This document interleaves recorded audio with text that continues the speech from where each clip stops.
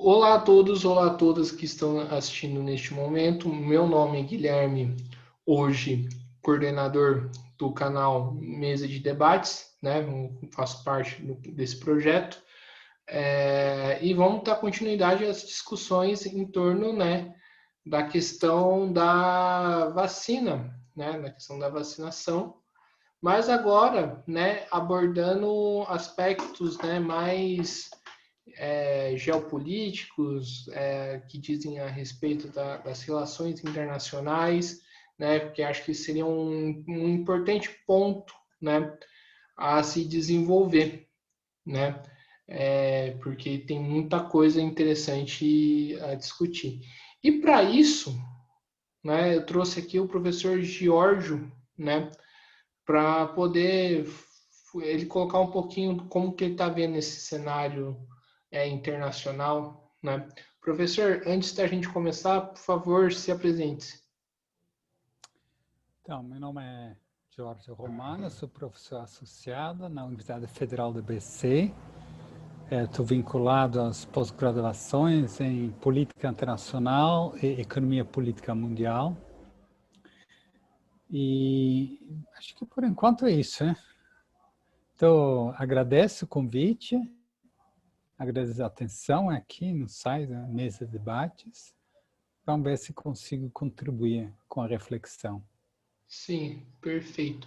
Professor, com essa crise sanitária, crise econômica, é possível prever qual país que vai sair melhor, né? Pelo que a gente tem de concreto, é possível prever quem vai sair melhor, quem vai sair pior para o próximo período? E que o Covid, ele acelerou, acentuou e revelou também alguns problemas que havia e ao mesmo tempo criou algumas novas situações. Então, essa pergunta é mais complexa que parece. Veja, por exemplo, os Estados Unidos ele já estavam, né, com uma série de problemas internos, de uma certa queda do dinamismo, uma perda relativa, né, da capacidade econômica, tecnológica com relação à China. E, portanto, já havia uma necessidade de buscar alguma estratégia para injetar novo dinamismo na economia americana, com isso aumentar a coesão social e, com isso, manter, que é esse objetivo, consenso em torno do objetivo disso nos Estados Unidos, manter a sua liderança, a sua hegemonia. E o Covid, no primeiro momento, evidentemente, acentuou os problemas, mostrou graves falhas, ausência de Estado, problemas no sistema de saúde pública, como é possível que o país mais rico do mundo, com maior gasto em pesquisa e desenvolvimento, sua totalidade, tem maior número de mortos, se não consegue dar uma resposta rápida, adequada. Mas, ao mesmo tempo, é o país que montou esse programa, o Operation Warp Speed, que eles chamaram, que colocaram 12 bilhões, injetaram 12 bilhões em empresas farmacêuticas, com garantia de fornecimento das vacinas para os Estados Unidos. De fato, apesar de todos os problemas, mas os Estados Unidos já têm, não sei exatamente o número agora, mas deve estar chegando a 40 milhões de pessoas já vacinadas. E mais importante do que isso, é que os Estados Unidos, eles, vamos dizer, aproveitaram dessa situação para repensar o seu país. Então, quando o Joe Biden lança esse projeto de 1,9 trilhões de dólares, isso é superior a qualquer pacote de recuperação econômica já visto no mundo. Para ter uma ideia, o Obama, para sair da crise de 2009, estava falando 800 bilhões. Né? Aqui temos 1,9 trilhões. Então, é muito alto. E esse pacote que está sendo discutido agora que o Joe Biden imediatamente lançou, que não é muito diferente do que o próprio Trump já tinha anunciado, precisamos pensar. Tem uma coisa, injeção de dinheiro para resistir, a defesa, para manter as pessoas vivas. E essa é uma coisa. Outra coisa é dinheiro para pós-Covid, que precisa ser preparado. É disso que a gente está falando. Esse pós-Covid, 1,9 trilhões, ele é, evidentemente, muito mais... a ideia não é simplesmente... vamos dizer, recuperar o que foi destruído pelo Covid. Não, isso é aproveitar o momento para ter uma ofensiva, parte desse dinheiro será injetado nessas novas tecnologias, inteligência artificial, a questão do G5, então, 5G, aliás, e para dar uma resposta à China. Então, é como no final de uma guerra, que você vai não simplesmente reconstruir o que tinha antes, mas aproveitar que já desse momento para construir algo de novo. É nesse espírito que existe uma possibilidade, eu coloco possibilidade, dos Estados Unidos se aproveitarem dessa crise para sair mais fortalecido. Eu coloco possibilidade, não é garantido. Mais ou menos a mesma coisa acontece na Europa, apesar que lá a situação se tornou um pouco mais complexa. Na primeira onda da Covid, que eu estava na Europa naquele momento, eu pude observar que a extrema-direita perdeu completamente o seu discurso, os partidos mais do establishment se fortaleceram e, pela primeira vez, abriu-se uma janela de oportunidade para a União Europeia, que estava lá bem deprimida, sem muito entusiasmo, perdendo carisma cada dia mais. Ele estava saindo como uma clara necessidade, porque no primeiro momento cada país fazia do seu jeito e os europeus perceberam, peraí, isso não dá certo. Então, quando se chega a esse mega acordo em meados do ano passado, que é também um acordo gigantesco em volume, isso coincide com a presidência da União Europeia pela Alemanha, país mais poderoso, coincide com o início do novo mandato na Comissão Europeia, um novo orçamento plurianual de 7 anos, e isso gera também um pacote que chega quase a 2 trilhões quando se junta tudo. E, pela primeira vez, então, se emite dívida atrelado à própria Comissão Europeia, ou seja, dívida europeia que sempre os países eram contra, etc. Aí que muda? Muda que a Alemanha percebe também, já estava percebendo que precisava de reanimar, porque a China estava crescendo. Então, também da mesma forma que nos Estados Unidos, a Europa tenta aproveitar do momento. Só que ele tem mais dificuldade, porque não existe um governo europeu e você vê que tem muitas fragilidades agora na segunda onda, porque a segunda onda Covid na Europa está sendo muito violenta e muito inesperada. Não se imaginava. Em julho, você poderia viajar já de novo na Europa. Parecia que estava assim, talvez uma segunda onda, pouquinho tal. Não, a segunda onda veio mais violenta, pegou quase como se fosse despreparada. Se imaginava, não, a segunda onda, a Europa terá tudo preparado, aprendeu na primeira onda. E está desequilibrando, está criando muitos problemas. Você tem toque de recolher. Não teve toque de recolher desde a Segunda Guerra Mundial. Isso causa muita frustração, sobretudo dos jovens, você tem conflitos, você tem... Então, isso é muito difícil de avaliar o que vai acontecer, porque tudo indica que, enquanto as pessoas, apesar do fato que esse país tem todo o dinheiro, tem as vacinas, tem os programas, tem estrutura de saúde pública, vai demorar alguns meses até esse país se vacinar, e nesses meses você tem as variantes do Covid, que são mais violentas, que contamina mais. Então, tudo indica que vai ter ainda, antes de melhorar, vai piorar muito nos próximos meses. Isso tem reflexos políticos. A queda do governo na Itália é um desses. Agora tem as eleições em março na Holanda, onde a extrema-direita vai se aproveitar desse debate, dizer, bom, vale a pena realmente toque de recolher, a polícia militar na rua, batendo nas pessoas, etc. Então, tem um cansaço muito grande, sobretudo entre os... Então, aí fica difícil. Potencialmente, se você tivesse me perguntado em setembro, eu diria que a Europa vai ser muito fortalecida disso, mas agora a segunda onda pegou a Europa de calças curtas. A China, de fato, nesse primeiro momento, mas como eu falo, vou insistir, tem a foto e tem o filme. A foto a gente pode fazer, analisar e está claro. Eu faço uma foto em setembro na Europa, eu faço uma foto agora, mas eu não sei como vai ser o filme. A China, a foto em janeiro do ano passado estava horrível, né? Fica semanas, né? Enfim, tentando esconder, tá? Depois tem uma reação muito forte, né? A centralização da solução, de atacar o problema.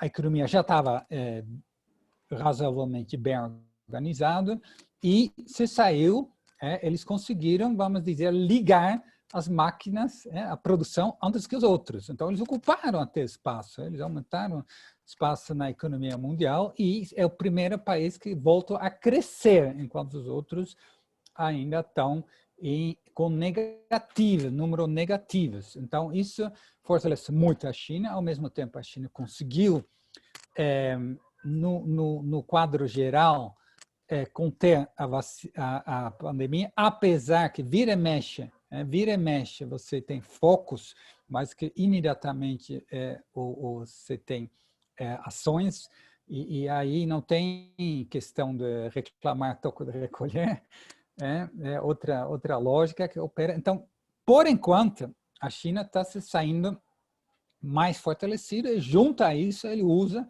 a diplomacia da vacina. Eles têm empresas públicas e empresas privadas, né?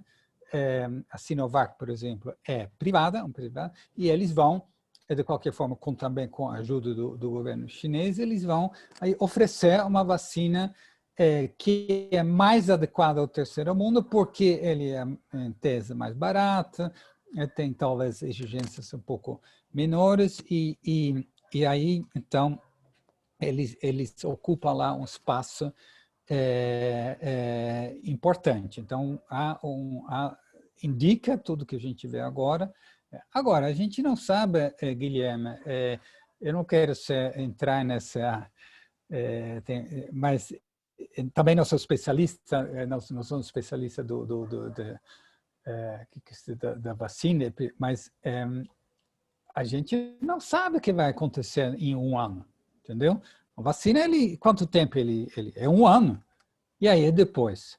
Né? O que vai acontecer? Vamos nos vacinar todo mundo de novo? Né? Vai ter novas variantes? Qual das vacinas será capaz de resistir às novas variantes? Eu não sei agora, último, mas você teve o caso lá da AstraZeneca, 1 milhão de vacinas no início da semana, estava parado na África do Sul, havia forte suspeito que não a vacina da AstraZeneca não daria conta, produzida na Índia, importada da Índia, não daria conta da variante sul-africana. Então, há muitas incertezas também em torno disso. No terceiro mundo, com certeza, vai aí lá que vai sair bem complicado. Por quê? Porque não tem a capacidade de endividamento. Aqui a gente não está falando de montar um projeto de recuperação, ou um projeto de investimento público de 2 trilhões. O Paulo Guedes vai ter um ataque do coração. Se você fala que ele precisa montar um PAC do Bolsonaro para resistir. Não, ele não vai fazer isso. Ele vai... o terceiro mundo inteiro está dizendo, essa história de agora o Estado tem que intervir, que a gente não deve ter como prioridade a curto prazo diminuir o nível de endividamento, senão você aprofunda a crise, você provoca maior recessão, você vai provocar forte resistência social, você vai provocar falta de demanda. Não, aqui vai dizer, isso tudo é história para The Economist, Financial Times estão falando isso, mas estão falando isso para o primeiro mundo. Ah, mas o IMF agora fala, sim, mas olha bem que eles escrevem para a Europa, escrevem para apoiar essas ideias do Biden, de 1,3 trilhões, aproveitar os juros baixos e fazer, não, aqui imediatamente fala, tem inflação, não tem. Os países que não têm moeda conversível, que não podem imprimir uma moeda que aceita, que, enfim, você consegue segurar por um tempo. Então, as desigualdades entre os países estão se acelerando muito fortemente. E aí que avança também a oportunidade diplomática da China. Porque quem vai ser os países do terceiro mundo, os países em desenvolvimento, eles vão ser em condições muito mais difíceis, né? E para sair da crise, ainda vão sofrer mais com a crise, vai demorar muito mais, e aí a China pode, então, oferecer, a ver se ele consegue realmente sustentar, manter essa capacidade de crescimento, com esses projetos internacionais, ele pode se oferecer como parceiro, pelo menos para segurar a onda para esse país, que nada indica que a Europa e os Estados Unidos têm projetos nesse sentido. A Rússia foi, evidentemente, a grande surpresa, porque todo mundo estava muito desconfiado dessa vacina Sputnik.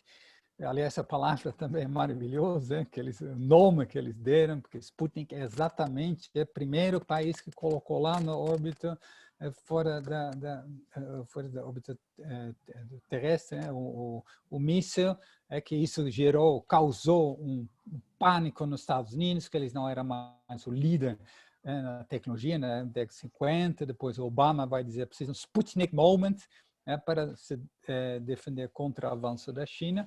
E aí o Putin coloca lá o nome da vacina Sputnik, que eles não abriram, ele estava tudo meio nebuloso, sem nenhuma transparência. Aí na hora H, quando está tudo pronto, eles convidam então uma revista de renome, de primeira linha, o lance e aí aparece que é um dos melhores vacinas, por enquanto, é isso que aponta. E está aqui no Brasil, inclusive, tem uma empresa no Brasil, já com contrato, e mais interessante ainda é que é uma empresa privada, mas parece que é a transferência tecnológica, ou seja, você dá a receita de como produzir o insumo farmacêutico ativo, o famoso IVA, vai ser mais rápido, inclusive, que o Instituto Butantan com Sinovac, que vai vir só depois de ter produzido 100 milhões de vacinas. Então, até lá vai ter que importar, tem essa dependência. Uma coisa que quero falar também, Guilherme, aí eu vou terminar para você fazer perguntas. A gente precisa no Brasil uma coisa que chama muita atenção. A gente fala muito da relação com a China, da relação com, enfim, que não foi atrás de outras empresas, apostou só em duas vacinas, e aí mais ou menos, enfim, todo esse debate. Mas tem um outro debate que eu li pouco, é por que, cargas d'água, o Brasil não apostou desde o início na sua própria vacina. O Brasil é um país que tem enorme estrutura, capacidade, tem Instituto Butantan, tem Fiocruz, tem universidades, tem indústria petroquímica, você tem muita coisa no Brasil. Por que a Índia tem uma vacina e o Brasil não tem uma vacina? Se você no início do ano passado tivesse concentrado esforços, e qual é uma das questões teria sido mais caro que importar da Índia, a questão da soberania da vacina significa, se você domina a tecnologia, você tem capacidade de reagir rapidamente a mutações da vacina. Porque se tem uma variante da Manaus agora, amanhã tem uma variante de Pernambuco, depois de amanhã tem uma variante de Porto Alegre. A vacina precisa imediatamente ser adaptada para poder reagir, testar. Agora a gente vai precisar testar de uma empresa estrangeira que talvez está envolvida. Em vez de a Sinovac talvez está colocando seus melhores pesquisadores para ver se a Sinovac ajuda contra uma variante que surgiu lá no sul da China, e não tem tempo agora para pensar numa variante que saiu no sul do Brasil. Então, tem essa soberania tecnológica, essa capacidade tecnológica, ele é é importante também para isso, né? Além de não depender dos fornecimentos, né, de toda porque é evidente que as pessoas vão são empresas farmacêuticas que estão aí para lucrar, Guilherme. É que agora parece, às vezes, as pessoas acham que eles estão aí para salvar a humanidade. De jeito nenhum. É só olhar para o Pfizer, que é um dos melhores vacinas, parece. Né? Essa é uma empresa, faz um Google, foi várias vezes multado em bilhões de dólares por enganar, por colocar remédios que não estavam de acordo com as regras, etc. Então, não estamos falando de anjos que estão salvando o mundo. Né? Então, empresas que ganharam muito. Estou falando do programa lá dos Estados Unidos, o Warp Speed, 12 bilhões que foi distribuído para essas empresas, e eles estão vendendo. Eu também Sinovac, eles estão vendendo. Ninguém está fazendo nada de cortesia aqui. Né?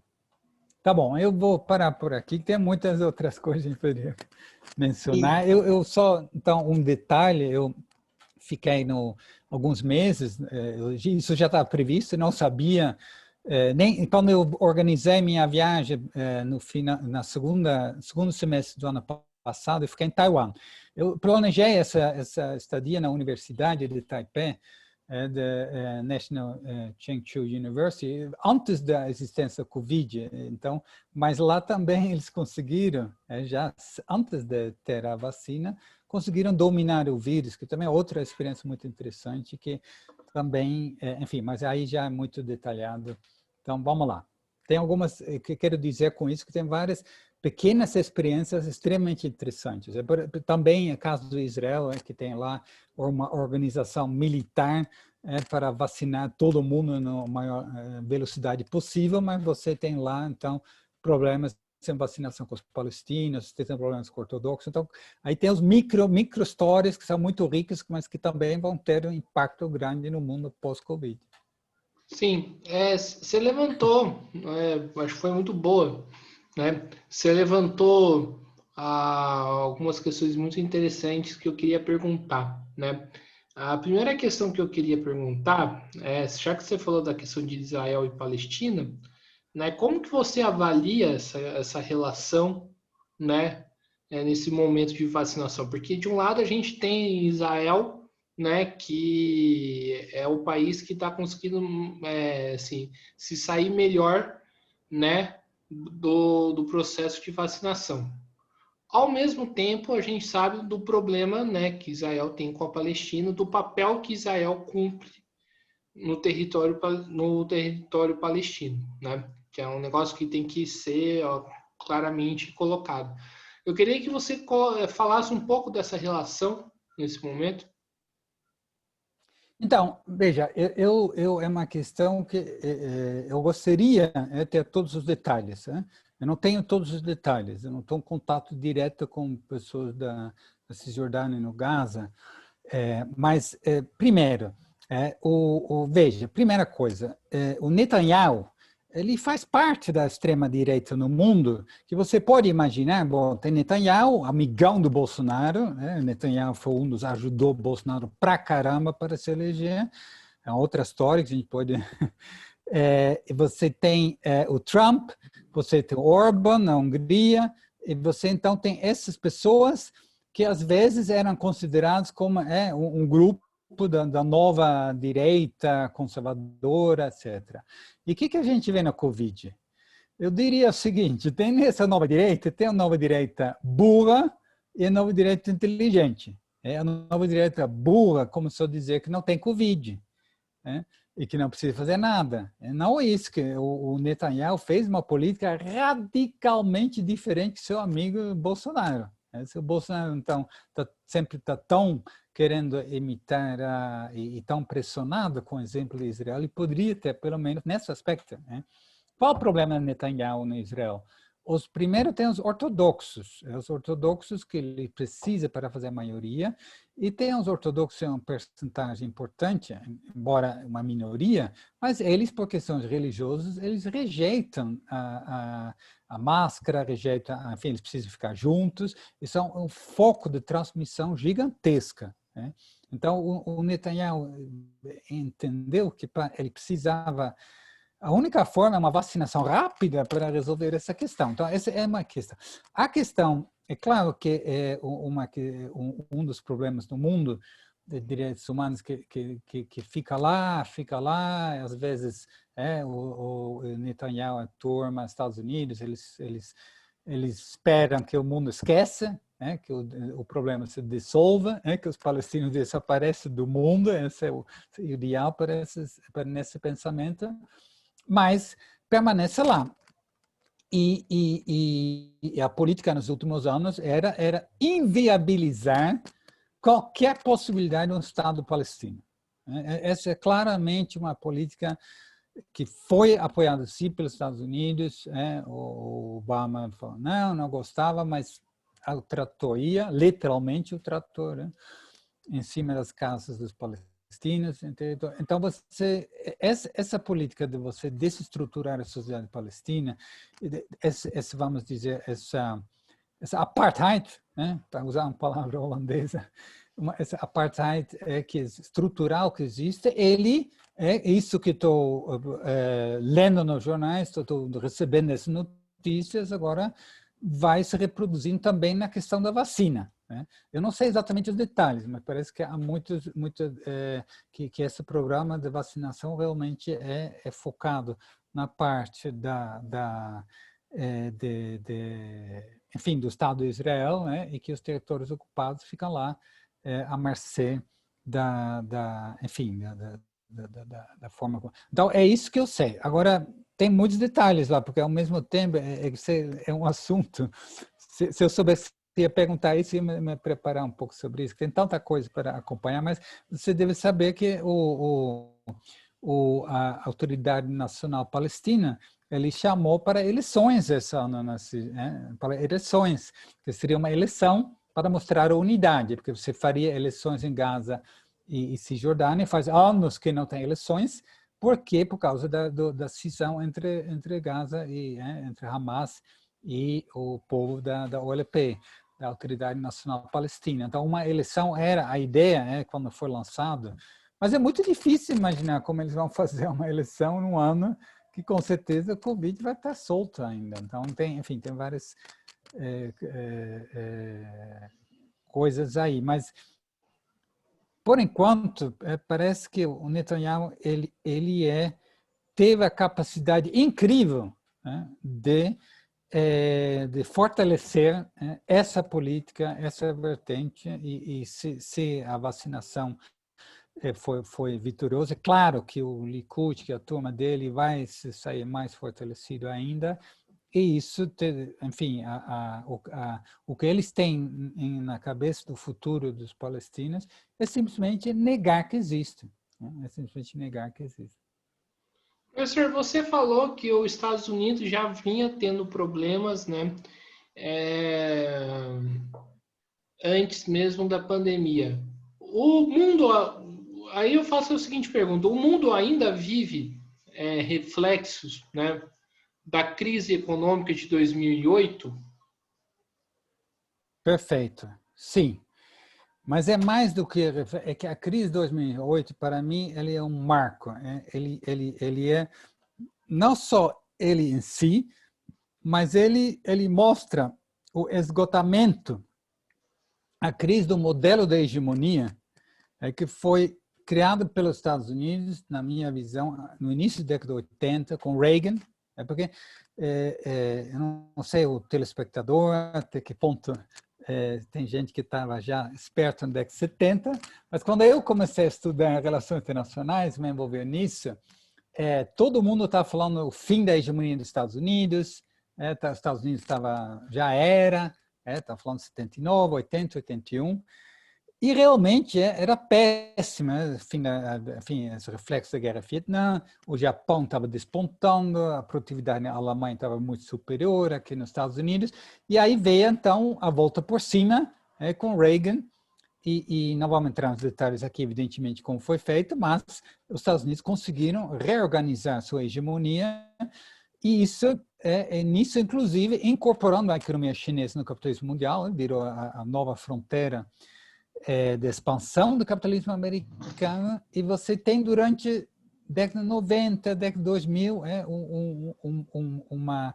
um crescimento. Né? Isso não seria absolutamente errado achar que aí depois da crise de 74, não, você teve um novo dinamismo, inclusive não só das finanças, da tecnologia, aí surge Google, surge Facebook, surge internet, isso tudo tinha muito forte também relacionado à questão do crédito. Né? Essa forma, essa hegemonia que tinha então funcionava também porque a China deveria aceitar um papel de coadjuvante, né? Fábrica do mundo, que inclusive os dólares que ele ganha com a exportação, ele coloca à disposição dos Estados Unidos, as reservas internacionais da China vão para comprar títulos de dívida dos Estados Unidos, ou seja, um país pobre permite endividamento do país mais rico do mundo, um sistema fantástico, né? Porque inclusive os próprios chineses estavam ganhando com isso, apesar que ganhavam menos, mas pelo tamanho da coisa, conseguiram tirar da pobreza 70 milhões de pessoas. Esse modelo, ele entra em crise pela questão do crédito, crise pela, enfim, a própria incapacidade, as guerras no Iraque, Afeganistão, aliás, a guerra no Afeganistão, a guerra mais longa dos Estados Unidos, ainda não consegue resolver, e se resolver, vai ser com acordo para deixar a parte do país na mão dos talibãs. Lembrando que os Estados Unidos entraram lá 19 anos atrás, para quê? Para acabar com o Talibã. Então, ou seja, trilhões de dólares depois de gastos, falando em trilhões de gastos durante quase 2 décadas e absolutamente incapacidade de mostrar sua hegemonia. Então, aí o Trump até tem razão, vamos embora porque não faz o menor sentido. Aí, então, junta-se a crise da econômica em si e o crescimento da China. Então, a perda relativa. É claro que os Estados Unidos ainda é de longe o país mais poderoso do mundo, capacidade militar, questão do dólar, questão da ideologia, o Disneyland, tudo isso. Né? Mas você tem lá alguém que está crescendo, está ocupando espaço, e você está com sempre mais dificuldade. Então, não é uma crise exatamente da hegemonia dos Estados Unidos, mas é a crise da organização da hegemonia. Já precisa buscar um novo dinamismo, uma hegemonia 3.0, vamos dizer. Essa primeira, em 45, Franklin Roosevelt e tudo foi uma grande expansão, o Pax Americano, depois com Reagan, você tem uma reformulação, a hegemonia 2.0, agora a procura de um novo dinamismo, nova reorganização. O Trump tinha lá suas ideias, falhou. Nenhuma empresa americana, na verdade, saiu da China, porque a China agora tem um mercado muito grande. As empresas americanas falaram para Trump, legal, mas por enquanto vou ficar aqui, está muito bem, está fazendo lucro. Não conseguiu aumentar os investimentos nos próprios Estados Unidos de forma significativa. Então, o modelo, agora o Biden, ele aposta em investimentos públicos pesados na infraestrutura, na tecnologia, aproveitando o momento pós-Covid, vamos ver até onde ele chega. É isso que, como eu vejo essa questão agora. Mas a China está lá se preparando. Claro que o Trump fez uma coisa que é tentar quebrar a perna, tirar a escada, kicking the ladder, chutando a escada. China. E ele tem capacidade de fazer isso. Os Estados Unidos têm capacidade de destruir a empresa Huawei. Por quê? Porque tem muitos componentes tecnológicos que a China está longe de dominar. Portanto, Huawei precisa de empresas taiwanesas, empresas dos Estados Unidos, empresas japonesas, para poder produzir esses equipamentos, para produzir essas soluções. Então, esse 5G, ele é de Huawei, mas não existe a empresa Huawei no topo sem essa. Então, essa tecnologia que, por enquanto, está dominada pelos Estados Unidos. E os Estados Unidos, eles têm a capacidade de exigir, não só das empresas dele, mas também através de uma legislação perversa, da extraterritorialidade, eles unilateralmente colocam sanções, e isso obriga a mim, a você, a todo mundo de obedecer. É um aspecto pouco enfatizado, mas é uma legislação absolutamente perversa. É que você diz, eu tenho sanções contra a China, então as minhas empresas Não são sanções da ONU, são sanções dos Estados Unidos. As minhas empresas não podem mais fornecer microprocessadores para a China, mas se uma empresa taiwanesa fornece para a China, ele será imediatamente penalizado. Você pode ser preso, né?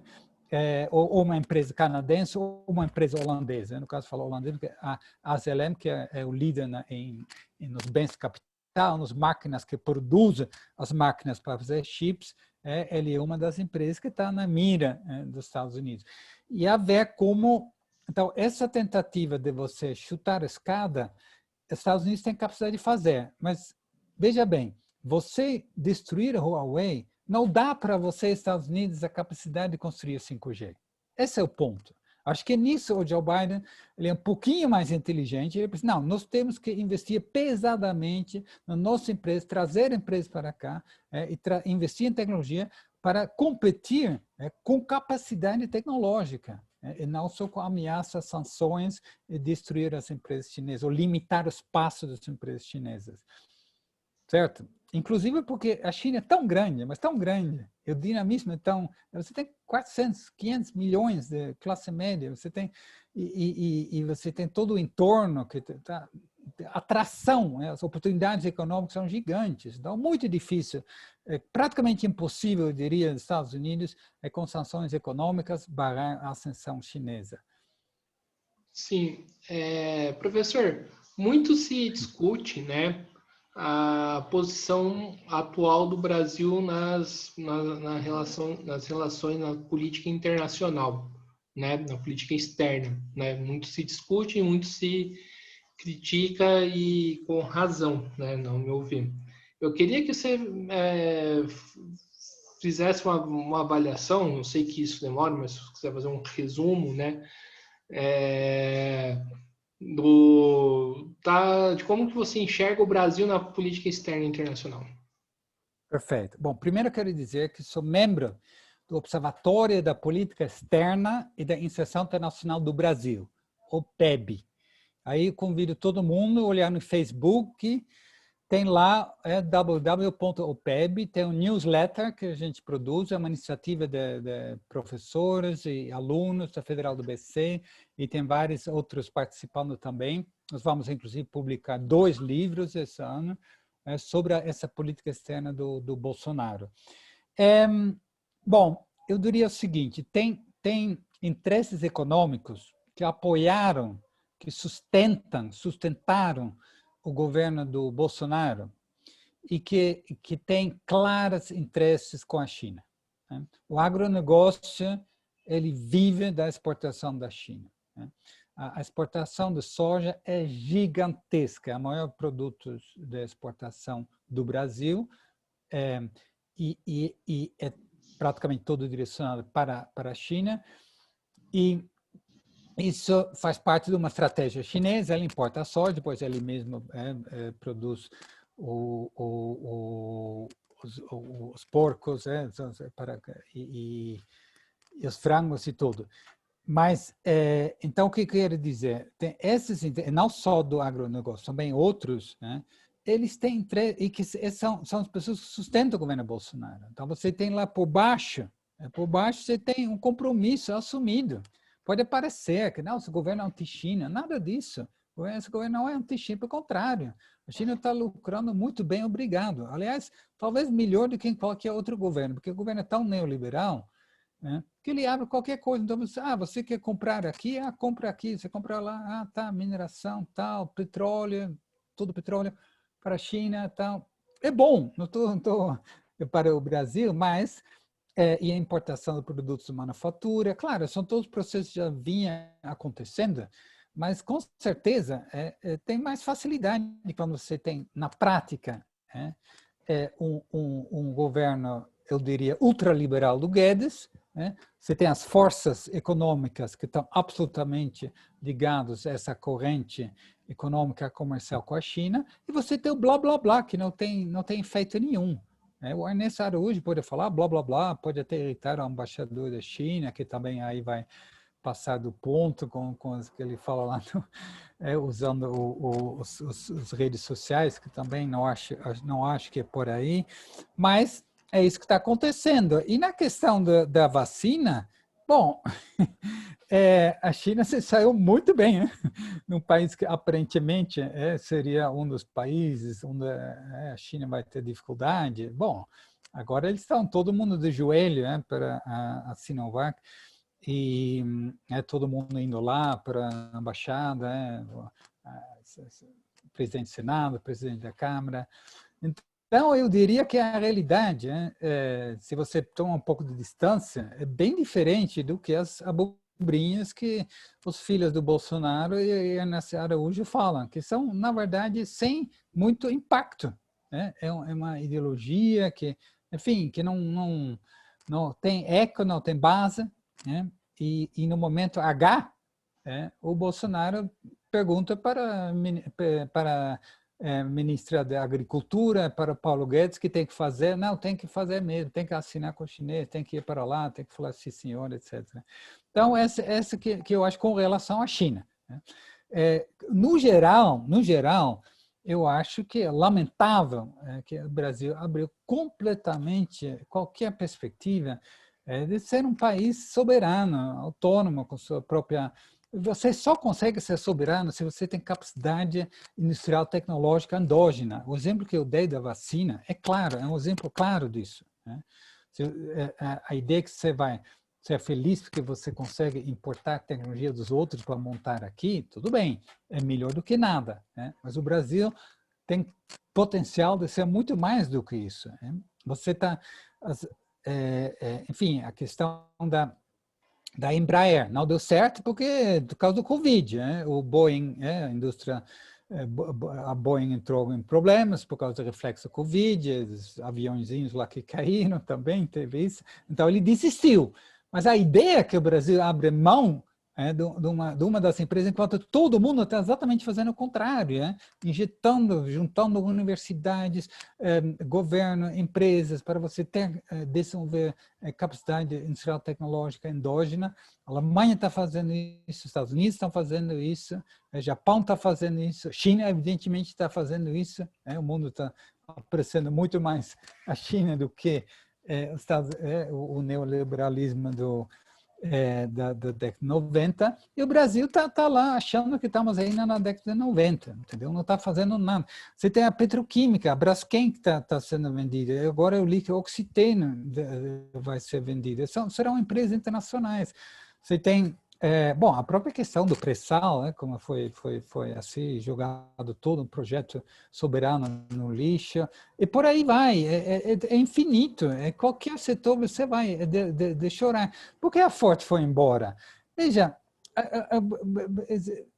qual o futuro da indústria automobilística? Eletrificação, não tem, o mundo é isso. Agora, ou você monta aqui capacidade tecnológica, você coloca as universidades, você vai pensando nos próximos, tem que pensar no futuro, não na próxima eleição, 10 anos, 20 anos, e você então vai falar com essas empresas, gente, você só tem acesso a esse mercado, que não é pequeno, mesmo com a crise, claro, mas até 2014, Guilherme, o Brasil era o quarto maior mercado automobilístico do mundo.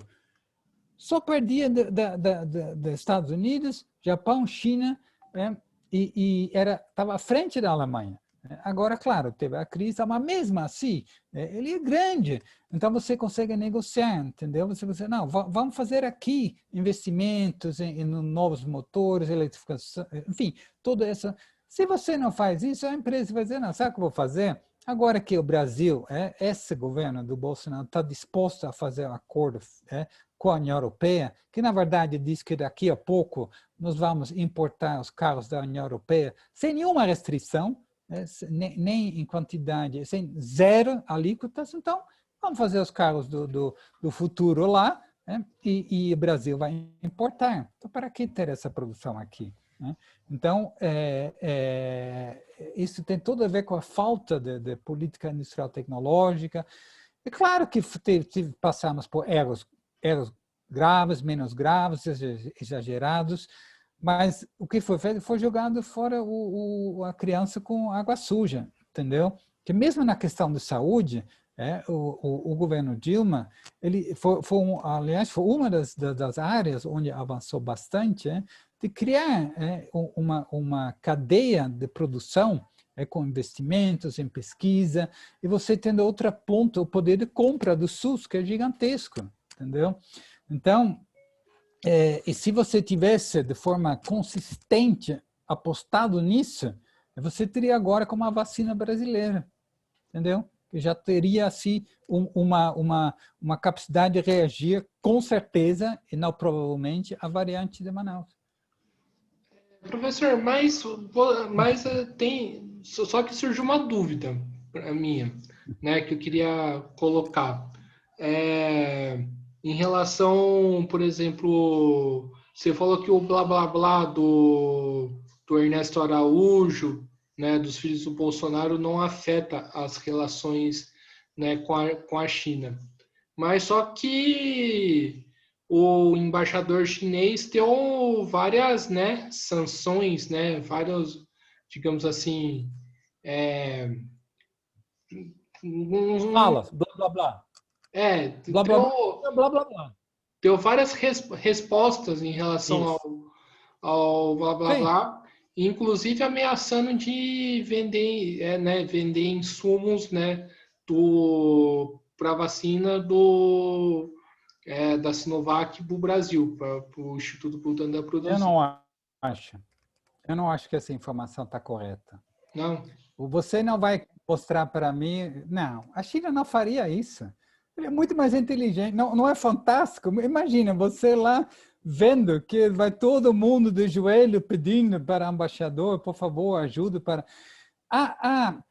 Essa questão foi explorada, né, pela oposição, e aí é o jogo político. Veja bem, o fornecimento é muito complexo todo. O mundo inteiro, são bilhões e bilhões, então, de pessoas, são gigantescos. Você, no mesmo momento que teve o problema da atraso aqui no Brasil, você teve atraso gigantesco com a Pfizer na Itália. E estava bravo, onde estão as vacinas, tal. Você tem em todos os países, você tem problemas de garantia de fornecimento, assim, a descentralização da produção. Então, o que eu quero dizer? É claro que se você é mais simpático, se você está mais perto, se você ajuda, por exemplo, o que foi desastroso, o comportamento do Brasil diante da proposta da África do Sul e Índia, né, na Organização do Comércio, Mundial do Comércio, de conquistar o direito de quebrar a patente, de utilizar essas patentes para produzir. Então, para tirar essas decisões de como negociar a transferência tecnológica do âmbito privado das empresas farmacêuticas. Então, essa era uma posição histórica do Brasil. Não do PT, é anterior, é do Serra. Quando o Serra era ministro de Saúde, quando o Celso Amorim estava lá, embaixador na Organização Mundial do Comércio, né? E ele, na época, era a questão de remédios contra a AIDS, né? Mas agora, então, essa era a posição. E agora o Brasil, em vez de ficar quieto, já que não quer apoiar, fica quieto. Não, na primeira vez que isso apareceu, se votou contra. Foi o único país no terceiro mundo de peso que votou com o primeiro mundo contra uma proposta de seus aliados históricos, África do Sul e Índia. É óbvio que isso não é exatamente uma forma de você se aproximar. Mas eu acho assim, Guilherme, negócio, negócio, né? Inimigo, inimigo, disputa, disputa, mas dinheiro, dinheiro. E você tem pensado a longo prazo. É óbvio que a Índia ele quer ocupar também do lado da China seu lugar. Ninguém vai deixar de fornecer vacinas enquanto o Brasil paga. Ninguém vai deixar de fornecer. Então, eu acho que assim, o que aconteceu é que a oposição usou isso para bater forte. O embaixador chinês deixou isso um pouco rolar. É óbvio que as coisas que foram faladas, lembra do ministro lá da Educação? Ele colocou coisas racistas. É que agora está no Banco Mundial, é uma vergonha. Ele colocou no tweet dele coisas racistas contra os chineses. Então, é óbvio que isso não é... Só que eu acho que... Aí é minha... Enfim, eu acho que a reação, às vezes, da Embaixada da China também além do ponto, porque, enfim, ele está no Brasil, enfim, é um governo eleito, é isso, né? Mas eu acho que que no fundo, quem se saiu muito vitorioso, evidentemente, é a China, e mostrou-se na prática o absurdo de tentar questionar a capacidade da China de produzir uma vacina, ou a necessidade da vacina, isso tudo, enfim, mas é da política interna, entendeu? Então, eu acho assim, como eu vou repetir, ninguém vai deixar de entregar o insumo farmacêutico ativo ou a vacina para o Brasil enquanto o Brasil paga, né? Que esse é um problema com a Venezuela, né? A Venezuela está sem vacina porque não paga, não consegue pagar, né? Com os bloqueados, etc. É gravíssimo o que está acontecendo na Venezuela. Mas o Brasil paga, então tem reservas internacionais, né? e disponíveis, né? Que não é o caso da Venezuela. Mas, sim, é verdade que se você está junto, se você é amigo, a coisa vai mais rápida. Você, sei lá, tem uma fila nos Correios, se você conhece o cara, tal, ele vai te ajudar. Ah, sim, não, problema, vamos tentar resolver. Se o cara te odeia porque você xingou ele o tempo todo, é claro que ele vai dizer, não, espera aí até sua vez. Entendeu? Então, claro, tem nuances, mas no fundo, não jogo político é uma coisa, mas a realidade, evidentemente, é outra. Sim, professor, o Brasil pode sofrer consequências no plano internacional por conta desse atraso, né? Por conta da vacinação estar bastante lenta. É, Então, olha, o Brasil já está. Veja, tem uma questão talvez que precisa ficar clara. Eu vou falar a minha experiência pessoal. Eu nasci na Europa, e cresci lá, vim para o Brasil em 1990. Então, eu acompanho a relação Europa-Brasil desde a década de 80, de perto. Eu nunca vi a imagem do Brasil tão ruim como nos últimos anos. É uma coisa assim incrível. O Brasil realmente está um lixo na opinião pública na Europa, né? E muito fortemente em uma parte da opinião pública nos Estados Unidos. Até, veja bem, você pode dizer, não, na Ásia e África o pessoal tem outras preocupações, enfim, mas até em Taiwan você teve esse impacto dessa imagem negativa, porque as coisas que o Bolsonaro fala, embora não sempre tenha os impactos, mas o blá blá blá também conta. Eu não estou falando blá blá blá aqui, não. Conta para a imagem, conta para. E é péssimo as coisas que ele falou sobre gays, que ele falou sobre, enfim, essas piadas de mau gosto como um presidente. Isso passa na imprensa, entendeu? Eu lembro, por exemplo, isso já faz um tempo, tá? Isso no início do governo Bolsonaro, a Damares, outra dessas que adora falar besteira, com todo respeito, ela falou que precisamos defender, deixar as crianças longe da sexualidade, porque senão viramos tudo como Holanda, onde crianças pequenas aprendem a usar camisinha. E sabe como eu fiquei sabendo dessa fala de Damares? Porque tinha me passado despercebido aqui no Brasil. O jornal da direita, que é o maior jornal de circulação na Holanda, da direita, colocou manchete: ministra das Mulheres e Direitos Humanos no Brasil fala besteira. Manchete! Criticando fortemente um governo, um jornal liberal, de centro-direita, entendeu? Então, a imagem está lá no chão, né? A questão do meio ambiente é o carro-chefe, né?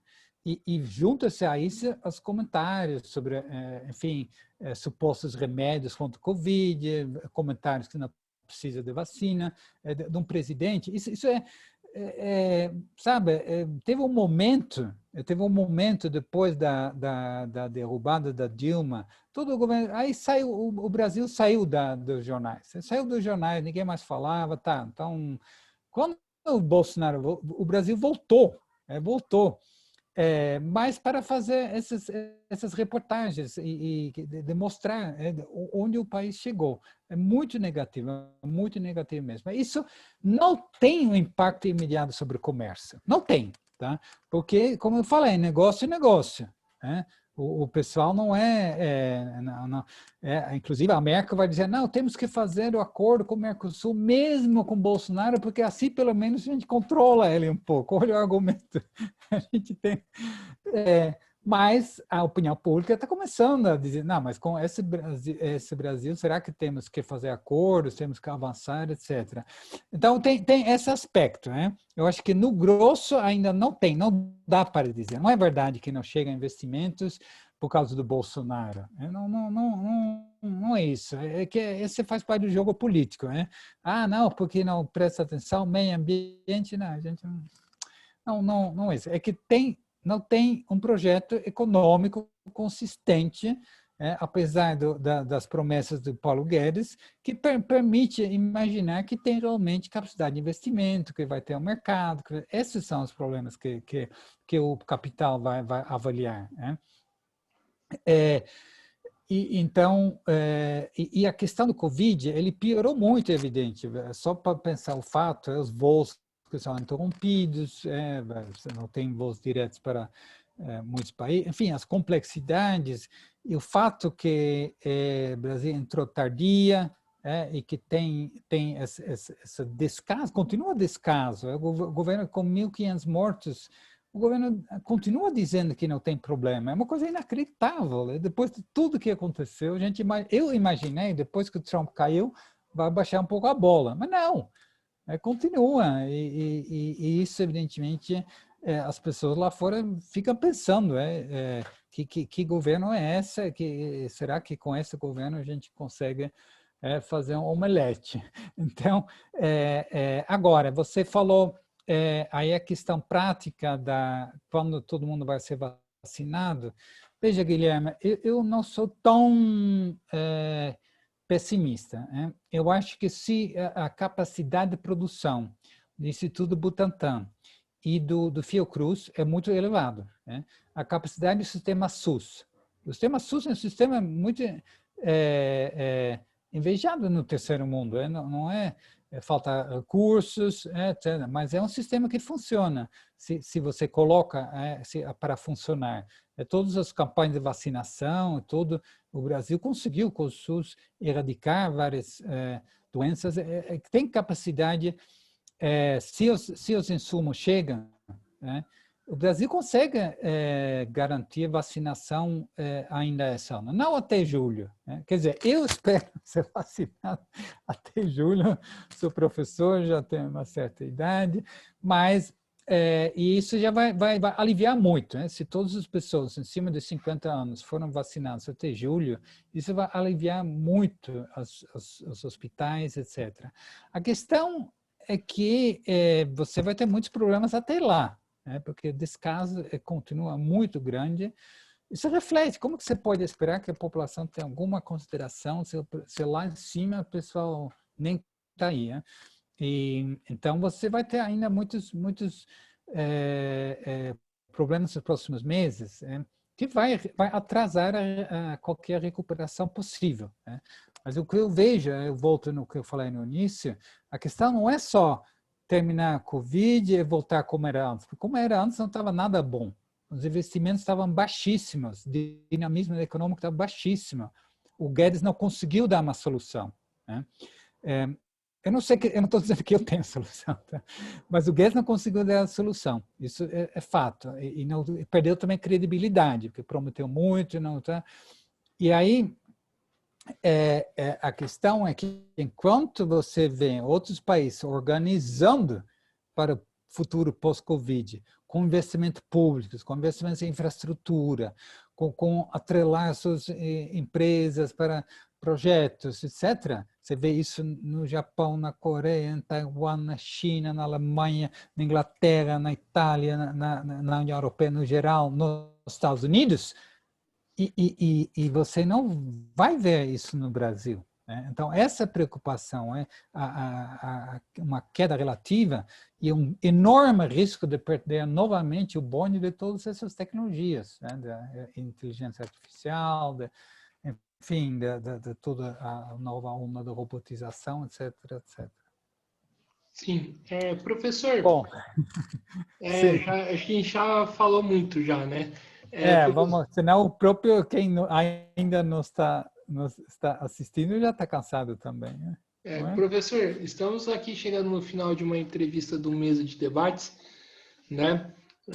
Primeiramente, quero agradecer né, você ter aceitado o convite, né? Acho que foi uma conversa muito boa, muito interessante, né? Acho que contribuiu para as reflexões que o canal vem fazendo, né? Vem compartilhando, né? Com o público, né? Acho que isso foi bastante interessante e que conseguiu expressar bem um tema, né? Bastante importante, que é essa questão das relações internacionais, né?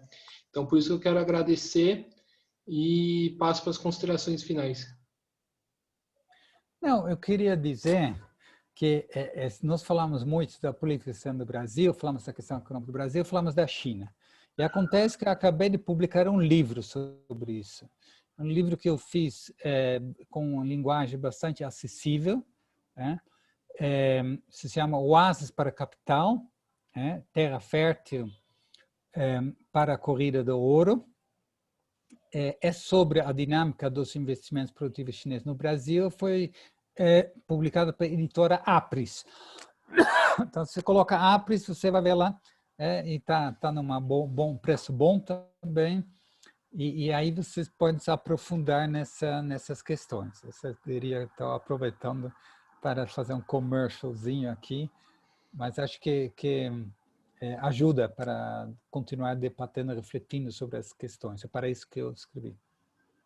Sim, então é isso, né? Professor, mais uma vez quero agradecer, né? Por ter aceitado o convite. Quero agradecer a você que estiver assistindo esse vídeo, né? Peço para se inscrever no canal do Mesa de Debates, né? Curtir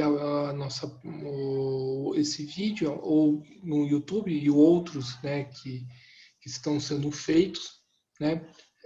Além disso, curtir a nossa página do Facebook, compartilhar esse vídeo e outros nas redes sociais e também, né, seguir a gente no Instagram. Então é isso, pessoal.